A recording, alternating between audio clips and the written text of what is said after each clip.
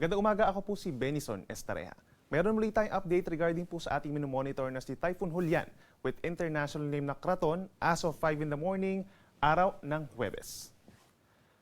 As of 4 in the morning ay huling namataan ang bagyong Julian, that's 265 kilometers hilagang kanluran po ng Itbayat, Batanes. Patuloy na humihina at 140 kilometers per hour, malapit dun sa kanyang mata at may gustiness hanggang 170 kilometers per hour.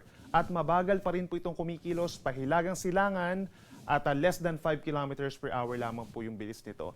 Kitang-kita dito sa ating satellite animation, yung mga areas pa rin sa southern Taiwan na nagkakaroon ng malalakas na ulan, habang wala na masyadong mga paulan po na mararanasan, mga light to moderate rains na lamang po dito sa Hilaga at gitnang Luzon.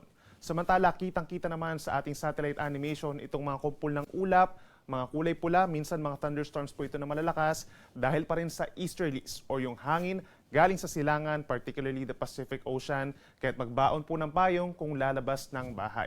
At wala naman tayong nakikita na ano pang panibagong weather disturbance or magiging bagyo hanggang sa weekend sa paligid ng ating Philippine Area of Responsibility. Base po sa pinakahuling track ng Pag-asa, kikilos pahilagang silangan po itong si Bagyong Julian ng mabagal. Posibleng pumasok ng ating area of responsibility this morning at pagsapit po ng tanghali or hapon ay maglandfall sa may southwestern Taiwan. Patuloy pa rin itong ihina and possible na severe tropical storm na lamang dahil may kalamigan na po yung karagatan sa paligid ng Taiwan at mas hihina pa ito pag landfall dahil bulubundukin na lugar po itong southern Taiwan. Estimated location po pagsapit po bukas ng madaling araw, 290 kilometers north-northwest of Itbayat, Batanes. Then pagsapit po bukas ng hapon ay posibleng mas humina pa ito at mag-recurve ng bahagya into a low pressure area dahil patuloy po yung paglakas ng high pressure area dito po sa may mainland China, extending papunta po dun sa may Japan, so hindi na makaakyat itong nasabing bagyong Julian. Estimated location by tomorrow afternoon is around 335 kilometers north-northwest of Itbayat, Batanes. Base po sa latest track ng Pag-asa, nahagip pa rin po nung outer rain bands itong extreme northern Luzon ng malakas na hangin. Kaya naman po, meron pa rin tayong tropical cyclone wind signal number 1 sa lalawigan po ng Batanes at tinanggal na natin yung signal number 1 dito sa Babuyan Islands. Para naman po sa magiging lagay ng panahon for this morning, asahan po ang maulap na kalangitan na sasamahan din ng mga light to moderate with at times heavy rains, lalo na po sa hapon hanggang sa gabi dito sa may extreme northern Luzon, Batanes, and Babuyan Islands, as well as portions of Ilocos Norte, Apayao, and mainland Cagayan. Berang natitirang bahagi ng northern Luzon plus central Luzon, medyo makulimlim din po ang panahon. Minsan sumisilip ang araw pero madalas din po ang mga pulupulong ulan or pagkidlat pagkulog lalo na sa dakong hapon hanggang sa gabi. So make sure po na meron pa rin dalang payo. Dito naman sa Metro Manila, dito sa Calabarzon, Bicol Region, and Mimaropa, asahan pa rin ng bahagyang maulap at minsan maulap na kalangitan. Then may mga areas pa rin po na magkakaroon ng mga pulupulong pag-ulan lamang or pagkidlat pagkulog lalo na po sa dakong hapon at gabi. For Metro Manila, magiging mainit pa rin po at maalinsangan pagsapit ng tanghali hanggang 34 degrees Celsius. Ganyan din sa mga nearby areas sa Calabarzon hanggang dito sa may Bicol Region, habang sa Baguio City hanggang 23 degrees at ilang lugar dito sa may norte ang magkakaroon ng hindi naman kainitan na panahon. Sa ating mga kababayan po sa Palawan and Visayas for this morning, partly cloudy to cloudy skies po tayo at may mga areas sa may eastern portions na magkakaroon na ng mga pag-ulan as early as this morning. Then pagsapit po ng hapon hanggang gabi, bahagyang maulap hanggang maulap naman ang kalangitan na sinasamahan ng mas madalas na ulan. Kung dito po sa may southern and eastern portions of Visayas dahil po yan sa easterlies o yung hangin galing sa silangan. Temperature natin sa malaking bahagi ng Palawan and Visayas, magiging mainit pa rin po hanggang 33 degrees Celsius pagsapit ng tanghali.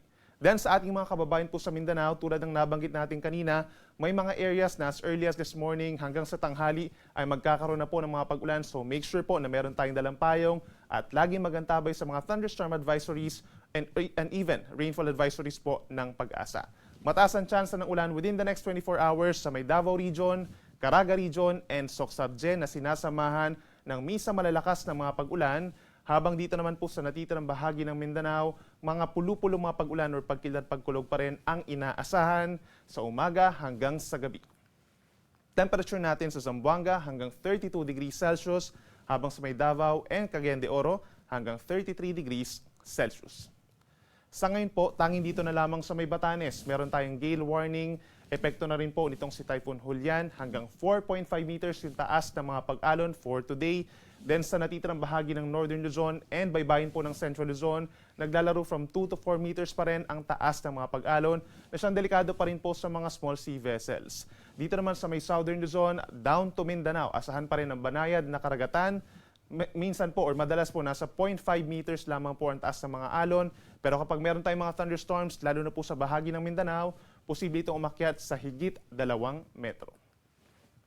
At para naman po sa ating 3-day weather forecast, for the next 3 days, merong pinakamatataas sa tsansa ng mga pag-ulan, lalo na po bukas hanggang sa weekend sa malaking bahagi ng Bicol Region, Visayas and Mindanao dahil po yan sa Intertropical Convergence Zone or ITCZ. Ito yung linya kung saan nagtatagpo po ang hangin from the northern and southern hemispheres. At mas madalas po ang ITCZ kapag nasa transition period tayo or kapag nagpapalit po yung ating hangin from the southwesterlies proceeding to northeasterlies or galing na po sa may hilaga.